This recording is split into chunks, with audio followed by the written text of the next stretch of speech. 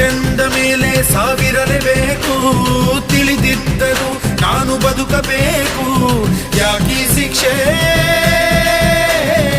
ಈ ರಂಗಮಂಚ ಇದು ನಿನ್ನ ಭಿಕ್ಷೆ, ಈ ಜನರ ಪ್ರೀತಿ ಇದು ಶ್ರೀರಕ್ಷೆ, ಯಾಕೀ ಪರೀಕ್ಷೆ?